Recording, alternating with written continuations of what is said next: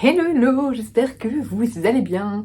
Alors avant de commencer la vidéo, excusez-moi si j'ai une tête un petit peu fatiguée, je ne suis pas maquillée, bon ça ce n'est pas, je n'ai pas à m'excuser de ne pas être maquillée, mais hier j'ai eu mon entraînement de vie de jeune fille, donc je suis un peu fatiguée aujourd'hui, mais il est temps que je vous filme mon point lecture des livres que j'ai lus en vacances et du livre que j'ai lu cette semaine. J'en ai lu que un, je ne sais plus, ah non j'en ai d'autres dont je vais vous parler aussi, qui sont sur ma liseuse.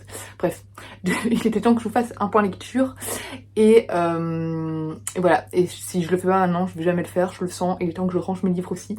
Donc voilà, j'ai un l'air un petit peu fatiguée, mais voilà, il est temps que je vous parle de ces romans. Alors, il y a dans les romans 2 livres que j'ai écoutés en audiobook. En fait, j'ai dû un peu donner un coup d'accélérateur sur les livres qui me restent à lire pour le prix Audiolib. Donc voilà, il y a 2 livres que j'ai écoutés pendant la route en fait des vacances, mais je vous en parlerai sur un point lecture vidéo en fait complet sur mon avis sur les livres sélectionnés pour dans le prix Audiolib en tant que jury, du coup pour lesquels que j'ai dû lire en tant que jury. Donc ça ce sera un point lecture à part. J'ai lu aussi un livre sur ma liseuse, j'ai lu le dernier Barbara Abel et j'ai complètement oublié le titre, je vais vous mettre un visuel. En fait c'est livraison de mots, donc François qui a organisé une lecture commune.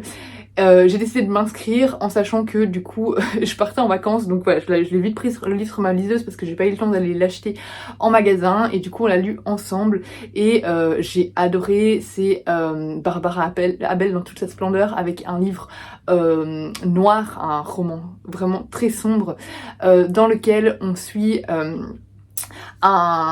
plusieurs personnages. On suit notamment une mère de famille et son fils qui suit des cours de solfège et on va suivre le professeur de solfège qui va tomber du coup sur cette mère de famille après un cours de musique et il va la reconnaître, il va se souvenir qu'il a eu une relation d'un soir avec elle et bizarrement elle ne le reconnaît pas. Et puis à un moment vont s'instiller dans sa tête plusieurs hypothèses, plusieurs idées et il va devenir complètement obsédé par ces idées au point de largement dépasser les bornes. Voilà, je veux pas trop vous en dire mais j'ai beaucoup aimé parce que c'est de nouveau un roman qui explore une face très sombre des humains tout simplement et en même temps on s'interroge parce que en fait ce personnage, ce professeur de musique, j'ai complètement oublié le nom du personnage et comme je l'ai pas en physique je ne peux pas vous le donner, mais en fait c'est légitime les questions qu'il se pose. Mais en même temps, je trouvais que les réflexions tout autour de ce sujet-là, qui viennent des autres personnages du roman, étaient très sensées également en fait. Et on se dit oui, mais si ça nous arrivait à nous, comment on réagirait alors j'espère pas à ce point. Enfin, lui il va vraiment trop loin. Hein. Il fait des trucs, je veux pas trop vous en dire, mais voilà. Il se mêle surtout de ce qu'il ne regarde pas vraiment, mais voilà, j'ai trouvé ce livre très intéressant, très bien écrit, et surtout c'est un roman qu'on commence et qu'on n'a pas envie de lâcher en fait, et ça fait du bien. Les livres de Barbara Abel, quand vous avez une petite panne de lecture, je trouve qu'ils sont parfaits, bien que, attention, très sombres. Je pense que dans les livres que je n'ai pas sous la main, c'est les seuls dont je dois vous parler. Il y a un livre que j'ai lu pour les éditions Hurlevent, mais du coup ça fera l'objet d'un vlog. Le premier livre que j'ai lu en vacances, c'est Meurtre sous les étoiles de C.A. Larmer, qui est donc le tome 3 de la saga Le Club des amateurs des romans policiers. On suit notre célèbre... Si vous entendez la machine, je suis désolée, je fais plein de machines à laver là ce week-end, donc c'est normal si vous entendez un petit peu de bruit. Voilà, j'espère que ce sera pas trop fort. Bref, on retrouve nos célèbres lecteurs, nos célèbres amateurs d'Agatha Christie qui ont donc formé un club de lecture autour des romans de cette célèbre autrice et à chaque fois ils se trouvent mêlés à un meurtre, enfin pas mêlés mais témoins d'un meurtre et ils se retrouvent à enquêter d'une certaine manière sur ce meurtre. Ce tome 3 est mon préféré des 3 pour le moment. Je pense que c'est parce que on a aussi l'enquête policière qui se mêle à cette enquête amatrice. En fait, on a un des personnages qui est en relation, en couple avec un des policiers, mais du coup on suit le policier un petit peu dans son enquête, on voit que... on voit un peu les 2 enquêtes simultanément et surtout, enfin voilà, on a du coup c'est un peu plus de réalisme entre guillemets parce que on a ces personnages qui mènent l'enquête mais qui s'en sortent pas non plus à 100% tout seuls parce qu'il y a la police, enfin ils ont un peu d'aide de la police etc. Même si évidemment c'est pas 100% réaliste parce que quand on voit la police sort un petit peu de... Enfin, ils en disent trop à des personnes qui ne sont pas policiers, et ça ne pourrait pas être possible dans une vraie enquête policière. Mais voilà, mais j'adore cette saga parce que c'est vraiment une saga de cozy murder très prenante, avec des personnages auxquels on s'attache, qui sont très extravagants, très différents les uns des autres. C'est vraiment un petit groupe très étrange, mais qui fonctionne très bien, et j'ai adoré ce tome 3. J'ai lu Bridget Vanderpuff et la grande évasion pâtissière, qui est un tome 1 d'une saga qui va tourner autour de ce personnage, c'est de Martin Stewart. Ici, c'est un livre jeunesse dans lequel on suit une jeune fille qui a, je pense, 9 ans et qui vit dans un orphelinat. C'est l'orphelinat des enfants égarés. C'est avec un Z, vraiment, égarés, qui mettent comme ça. Et en fait, c'est très manichéen au niveau de l'histoire. La directrice de l'orphelinat est une horrible personne, elle en veut énormément à Bridget, et elle n'arrête pas de la punir de toutes les façons possibles. Et Bridget arrête pas de lui mettre des bâtons dans les roues, de s'en sortir. C'est vraiment une enfant très ingénieuse, très astucieuse, qui invente plein d'objets, etc. Enfin voilà, c'est une enfant vraiment qui n'a pas froid aux yeux. Et puis un jour, elle va être adoptée par un pâtissier. Et elle est trop heureuse, et au moment de vouloir faire de la pâtisserie avec cet homme, elle va se rendre compte en fait que tout tourne à la catastrophe, et du coup, forcément, elle va avoir peur que cet homme veuille la ramener à l'orphelinat. En fait, c'est tout du coup des questions autour de l'adoption, de la recherche de soi, d'identité, mais aussi du coup de la recherche d'une figure maternelle, paternelle. Ici, elle trouve enfin quelqu'un qui veut bien l'adopter, et elle a cette peur toujours de l'abandon, en fait. Elle pense que si elle n'est pas parfaite, si elle n'arrive pas à faire tout ce qu'il attend d'elle, alors qu'en fait, finalement, il attend rien d'elle. Il n'en voudra plus, et je trouve que c'est des réflexions très intéressantes, et puis surtout c'est un livre qui est assez haut en couleurs, avec plein de rebondissements. C'est pas ancré dans le réel, donc il y a pas mal de choses qui se passent qui sont plus fantastiques, fantasy. C'était assez chouette, peut-être un peu redondant au bout d'un moment. J'avais envie, on avait compris qu'elle n'était pas douée en cuisine, j'avais envie qu'on accélère un petit peu, mais oui. Et alors, un peu trop manichéen parfois aussi, mais sinon j'ai trouvé que c'était un très chouette roman jeunesse. J'ai lu Méduse de Jessie Burton, mon premier roman, ma découverte de Jessie Burton, qui est ici une réécriture du mythe de Méduse, extrêmement intéressante, puisque Jessie Burton se réapproprie complètement le mythe de Méduse. En fait, ici on va suivre Méduse qui va rencontrer Persée, c'était Persée, hein, oui, Persée, donc le fameux Persée, pour ceux qui connaissent la mythologie, je ne vais pas trop vous en dire si vous connaissez pas le mythe de Méduse. Mais voilà, elle va rencontrer Persée, et du coup, c'est une jeune femme qui a été maudite par Athéna pour avoir été violée dans le temple d'Athéna, en fait, par Poséidon, et c'est elle qui a subi le courroux d'Athéna pour avoir profané le temple, alors que c'est une pauvre petite victime. Enfin, c'est pas, on dirait quand je dis ça que c'est péjoratif, mais c'est une pauvre victime, elle en peut rien de ce qui lui est arrivé, et du coup elle a été transformée, voilà, elle a des cheveux, vous connaissez le mythe des méduses, elle a des méduses, des méduses dans ses cheveux.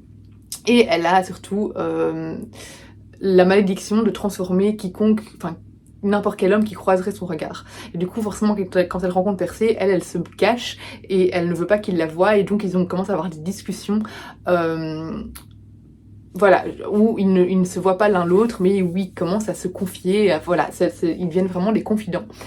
Et en fait, c'est une réécriture vraiment très intéressante, moderne, avec des messages très forts qui s'en dégagent, forcément des messages très féministes. L'autrice ici, elle met vraiment des thèmes très actuels, liés notamment au MeToo. Voilà, elle les intègre dans ce livre-là pour justement réécrire ce mythe de manière beaucoup plus engagée, beaucoup plus féministe. On sait tous que les mythes étaient très problématiques, les dieux étaient très problématiques, et la manière dont c'était abordé pose un peu problème. Et ici justement, je trouvais ça très intéressant qu'elle change un petit peu les choses, qu'elle remette les choses sur la table, et voilà, qu'elle explique que ce qui s'est passé dans le mythe n'était pas normal. Même si bon, je pense que en tant que lecteur maintenant, on lirait le mythe, on se dirait enfin n'importe quoi. Mais voilà, j'ai trouvé ça, je trouve qu'elle a vraiment réadopté ça de manière très moderne et féministe et très engagée, et j'ai trouvé ça très bien écrit. J'ai lu un autre Cozy Murder, j'ai lu le tome 1 de la nouvelle saga de Cozy Murder chez Cherche Midi, c'est L'art meurtrier du lait de coco de Mia P. Manansala. Ici c'est un livre en fait qui ressemble énormément aux enquêtes d'Anna Swenson, mais beaucoup plus moderne, puisque les enquêtes d'Anna Swenson, il y a quand même un côté très désuet, très vieillot, tant au niveau de la technologie par exemple autour de Anna Swenson, etc. Au fur et à mesure des tomes, on commence à intégrer de la technologie, mais on est vraiment dans les années, je sais plus, c'était les années 80, je sais plus, où les téléphones n'étaient pas encore très connus, etc. Et je crois on est fin des années 80, début des années 90, je sais plus. Mais voilà, niveau technologie, c'était des enquêtes très vieillottes du coup. Et il y a aussi un côté très désuet au niveau des idées qui se dégagent des enquêtes d'Anna Swenson, qui ne passeraient plus maintenant. Et ici, du coup, on est beaucoup plus, voilà... c'est abordé de manière beaucoup plus moderne, mais ça tourne toujours autour de la cuisine. Ici, toutes les recettes sont à la fin. Dans les enquêtes d'Anna Swenson, elles sont toujours coupées au milieu des chapitres, enfin après un chapitre. Ici, on suit une jeune femme qui vit aux États-Unis et qui est d'origine philippine. C'est comme ça qu'on dit, d'origine philippine, je ne sais plus maintenant. Et du coup, on a beaucoup de personnages ici qui sont asiatiques dans le roman. On suit vraiment on est vraiment intégré dans le milieu asiatique en Amérique, et du coup c'est très au niveau de la cellule familiale, on a vraiment cette image de cellule familiale très ah, il y a Enzo qui pleure, très soudés, mais qui se mêlent de tout surtout, qui sont toujours ensemble, où on sait tout de tout le monde, etc. Et en fait ici on est dans un restaurant où on suit Lila, Lila qui est donc une jeune femme qui avait pour rêve d'ouvrir son propre café à Chicago, je crois que c'était à Chicago, mais qui est revenue dans sa ville natale, donc aux États-Unis, mais dans l'Illinois, je sais plus dans quelle ville exactement, pour aider sa tante, parce que sa tante a besoin d'aide pour maintenir à flot le restaurant. Et un jour, il va y avoir un critique qui est en fait l'ex de Lila qui va venir dans le restaurant et qui va mourir. Et forcément, Lila va être accusée du meurtre de cet homme, puisque c'est son ex, parce que c'est elle qui leur a servi les plats, etc. Et je crois qu'il était mort en mangeant son dessert, donc voilà. Donc elle va en parallèle mener l'enquête. Ici de nouveau, on a un côté enquête policière où on suit vraiment l'enquêteur. Et enfin, on n'est pas vraiment... Disons il y a un enquêteur qui est très impliqué, mais on ne le suit pas vraiment en tant que personnage. On est tout le temps dans les yeux de Lila, il me semble. Je crois qu'on était tout le temps dans les yeux de Lila.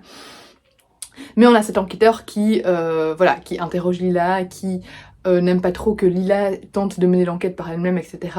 Donc voilà, on a un enquêteur beaucoup plus présent. On avait déjà ça dans Anna Swenson, mais ici c'est un petit peu plus réaliste entre guillemets que dans les enquêtes d'Anna Swenson. Donc Lila, elle va mener l'enquête pour savoir ce qui est arrivé. Ça touche aussi au milieu de la drogue. Donc voilà, c'était vraiment assez sympathique, j'ai beaucoup aimé, j'ai trouvé ça haut en couleur, vraiment assez moderne, et j'ai beaucoup aimé les personnages et rentrer dans ce milieu finalement asiatique où on voit aussi toutes les tous les us et coutumes. Après ici on suit des personnages donc qui viennent des Philippines, mais aussi des personnages qui viennent de Corée, etc. Et du coup on voit cette pression familiale constante, notamment au niveau des études, etc. Et j'ai trouvé ça très intéressant, j'ai beaucoup aimé suivre ces personnages, et j'ai hâte de suivre Lila dans des nouvelles aventures. Je garde un petit... Anna Swenson reste ma saga de Cozy Murder préférée, malgré ses défauts, parce que je crois que c'est ma première saga de Cozy Murder, et que voilà, j'ai eu vraiment un attachement pour Anna Swenson et tous les personnages de cette saga. Mais voilà, celle-ci est vraiment très chouette également. J'ai lu, tout ça c'est sur 3 semaines du coup, parce que, enfin, la plupart sont sur mes 2 semaines de vacances, mais là il y a des livres que j'ai lus, un livre que j'ai lu, oui en fait, cette semaine-ci. Alors ici, durant mes vacances, j'ai lu aussi Magie et Sentiments, les secrets de Langdon de Ariel Holst, parce qu'il faut aussi que j'avance évidemment dans dans ma pile à lire du mois de la fantasy. Du coup c'est un mix de contemporain et de fantasy. Donc ici c'est le premier romantasy de Ariel Holst, et il a vraiment bien maîtrisé le genre. Moi vous savez que la romantasy c'est pas ce que je préfère, parce que suis toujours attristée que la romance prenne le pas finalement sur tout l'univers de fantasy. Alors je dis pas qu'ici c'est parfait, j'ai trouvé que alors la romance justement est bien développée, elle est attendue, enfin on la voit venir à 10 km, elle est aussi plus présente que dans un roman de fantasy qui est de la fantasy et pas de la romantaisie, mais l'univers est malgré tout bien développé, même si j'aurais aimé le creuser encore plus. Le seul défaut c'est peut-être la fin qui est un peu trop rapide pour moi, trop facile en fait. Mais à part ça, j'ai trouvé que Ariel Holz nous donnait de nouveau un roman extrêmement intelligent, extrêmement piquant, extrêmement original, avec une plume vraiment acerbe comme je les aime. J'adore les dialogues des personnages, c'est vraiment je trouve le point fort de Ariel Holz, outre son imagination débordante, ses univers incroyables. Moi j'aime beaucoup les dialogues qui sont toujours très piquants des personnages, et ces personnages qui ont toujours du caractère. Ici, en fait, comment vous résumez ça? On est en Angleterre, je ne sais plus en quelle année, en 1855. La situation politique est très tendue avec la Lune, entre la Terre et la Lune. Ici, on a en fait des tensions liées à une guerre, et donc les relations entre la Terre et la Lune sont en temps froid depuis très longtemps, je crois que c'était depuis des siècles. Sauf que les souverains des deux planètes ont décidé de tenter de... non, c'est ça. Tenter de renouer des liens, notamment par un mariage. Ici, on va suivre Luke et Shiva, donc on va avoir deux points de vue. Luke qui est un terrien et Shiva qui est une lunaire. Et en fait, c'est leurs frères et sœurs qui vont devoir se marier. Et donc, tous les deux vont vouloir un peu mettre des bâtons dans les roues, savoir quelles sont vraiment les intentions l'un de l'autre. Voilà, c'est un roman avec beaucoup de complots, beaucoup de rebondissements, beaucoup d'intrigues finalement politiques. Il y a ainsi un peu un aura vampirique. Sans trop vous en dire, mais voilà, en fait les lunaires font énormément penser à des vampires. J'ai vraiment beaucoup aimé ce tome, qui est un tome unique, mais apparemment il y aura peut-être un tome compagnon qui va sortir, et je serais trop contente qu'il y ait un autre tome sur cet univers, parce que j'aimerais tellement le voir être exploité encore plus. J'ai lu ensuite De délicieux enfants de Flore Vesco, qui était une réécriture intelligente, de nouveau moderne, hein, comme pour Méduse, mais surtout très poétique, du conte du Petit Poucet, où ici on va avoir plutôt une femme mise en avant, une jeune fille. Du coup voilà, c'est très de nouveau féministe, très engagé, très libérateur au niveau des messages qui se dégagent. Je vais pas trop vous en dire au niveau du résumé, juste voilà, réécriture du Petit Poucet. Mais Flore Vesco, elle a une plume qui vous emporte, une plume qui nous... Vraiment, on a l'impression qu'on nous conte des histoires, qu'on est autour d'un feu en forêt et qu'on a un narrateur qui nous conte ces histoires. Ici, on suit en fait, c'est de nouveau un roman choral. En fait, on va être dans les points de vue de plein de personnages du récit. On a de la magie, de la sorcellerie, on a des réflexions extrêmement intelligentes. La plume est un peu plus accessible que dans ces deux romans précédents, où elle adaptait vraiment le langage par rapport à l'époque de ces romans. Ici, elle est plus accessible, mais elle ne perd en rien de sa qualité, de sa poésie. C'était juste extrêmement beau. L'ambiance est un peu sombre, enfin elle est sombre carrément, inquiétante. Voilà, c'était vraiment une réécriture réussie que je ne peux que vous conseiller. Une lecture beaucoup plus estivale avec Un été italien de Rebecca Searle. J'avais adoré Rebecca Searle dans son roman précédent que j'avais lu en tant que lectrice Charleston, c'était Dans 5 ans. Ici, on garde un petit côté fantastique qu'on avait retrouvé et auquel je m'y attendais pas du tout dans le premier roman, enfin dans 5 ans du coup. Il y a de nouveau un petit côté fantastique ici, puisqu'ici on suit Katie. Katie qui vit aux États-Unis et qui a récemment perdu sa maman, et elle était extrêmement proche de sa mère. Du coup, au moment où elle a perdu sa mère, elle a perdu tous ses moyens, elle a perdu son identité, elle ne sait plus qui elle est, elle a vraiment perdu tous ses repères. Et du coup, elle remet toute sa vie en question, et notamment sa relation avec son mari. Elle envisage même de le quitter parce que voilà, elle ne sait plus qui elle est. Elle a perdu son identité sans sa mère. Et elle va décider de partir tout seule dans un voyage qui était prévu avec sa mère, mais qu'elles n'ont pas pu faire finalement parce qu'elle est décédée. Et c'est un voyage qui était très important pour sa maman, parce que c'est en Italie, et c'est dans un lieu où sa mère est partie quand elle était jeune fille et qui l'a profondément marquée. Et du coup, Katie va découvrir ces lieux et va en découvrir plus surtout sur l'histoire de sa mère. Donc elle va aller à Positano, voilà, c'est en Italie et ça vend du rêve au niveau des couleurs, au niveau de la nourriture, au niveau du soleil. C'est vraiment un roman parfait à lire en été. L'intrigue, on se laisse complètement emporter par l'histoire. Et de nouveau, j'ai beaucoup aimé finalement cette maman qui... En fait, Katie, elle a une vision de sa mère qui est tellement parfaite. On peut pas en dire du mal, elle est absolument extraordinaire à ses yeux. Et du coup, on parle de la maternité et on parle aussi finalement de... Parfois, c'est... Enfin, ici, Katie, elle a une image complètement... Pas complètement fausse, mais elle voit sa mère d'une certaine manière, elle l'a complètement idéalisée et on va la rendre finalement plus humaine et plus réaliste, cette maman, au fil des pages. Et je trouvais ça très intéressant, j'ai trouvé cette relation finalement fascinante en fait entre Katie et sa mère parce que enfin voilà, j'ai beaucoup aimé les personnages et j'ai beaucoup aimé voilà toute l'histoire autour et surtout c'était assez dépaysant et ça faisait du bien. Le côté fantastique, je vous lis pas ce que c'est, mais vraiment laissez-vous plonger dans ce roman, pour l'été il sera parfait. Et le dernier roman dont je vais vous parler, que j'ai terminé du coup aujourd'hui, c'est La folle destinée des Kerdelec de Aurore Dericourt, qui n'est donc nul autre que A.D. Martel, dont je vous parle assez souvent pour la saga Le Secret du Faucon, qui est une de mes sagas fantasy préférées. A.D. Martel qu'on retrouve de nouveau dans de l'historique, mais pas du fantastique comme dans Le Secret du Faucon, mais voilà, on retrouve ce côté quand même historique, puisqu'ici on est au XVIIIe siècle en France, c'est ça, on est dans les 1700 et quelques. Avant de perdre mes... Ouais, il me semblait que c'était le XVIIIe siècle. Maintenant, je ne sais plus où c'est écrit. Bref, en France, où on suit la famille Kerdelec. Ça va être une saga, je sais pas de combien de tomes, j'ai déjà reçu le tome 2, et on suit notamment Sophie. Alors de nouveau ici, il y a un côté un peu... il faut passer outre le réalisme parfois de l'histoire au niveau de... Je vais vous raconter. Donc on suit Sophie qui a un frère jumeau et elle se fait régulièrement passer pour ce frère jumeau et on va voir que ça va avoir un rôle plus tard en fait et c'est ça qui parfois pour moi manque un peu de réalisme mais bon voilà, on passe outre ça.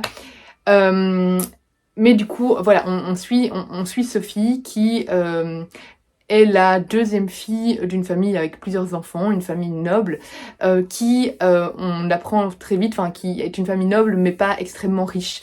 Et un jour, il va y avoir l'occasion pour cette famille de toucher un héritage, et tout ça lié à un document en fait qui prouve qu'ils pourraient hériter par un de leurs ancêtres en fait d'une énorme somme qui leur permettrait d'être beaucoup plus confortables. Et du coup ils vont se rendre à Rennes et intégrer vraiment, parce que là Sophie elle a toujours vécu en fait à la campagne, elle n'a pas encore été présentée à la société et du coup ils vont te confronter finalement maintenant à cette société, à la noblesse en fait, pas à la cour mais vraiment quand même au milieu noble, et avec toutes les intrigues, tous les complots que ça implique. Ce document va mystérieusement disparaître à un moment et donc Sophie va décider de mener l'enquête et de se faire passer notamment pour son frère qui disparaît également. Et c'était assez chouette parce que il y a aussi, c'est aussi finalement assez moderne parfois au niveau des réflexions qu'il peut y avoir, assez féministe aussi également.